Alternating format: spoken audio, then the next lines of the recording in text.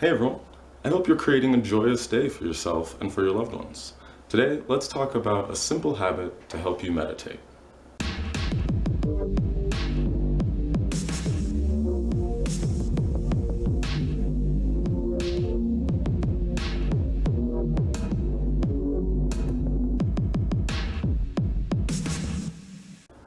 Before we start, let me acknowledge that there are many types of meditation, but for our purposes, we'll be talking about the act of simply focusing on your breath. Okay, so have you ever sat down to meditate and found that you couldn't quite rein in all the running thoughts in your head? In my experience, this is my most common barrier to sitting down and focusing on my breath. But it makes sense. Think about how often we spend mentally multitasking. We have songs running in our head. We're replaying past conversations, anticipating future events, all while trying to perform our everyday activities. Our brain's default mode has become non-stop thinking.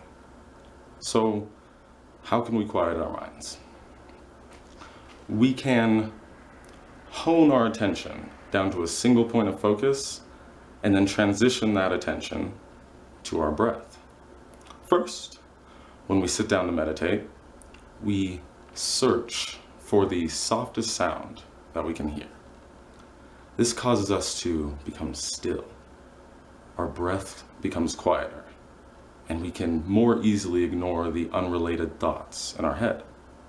Second, when we found the softest sound in our environment, we then begin listening to our breath. We listen to how each inhale and exhale sounds entering and exiting our body.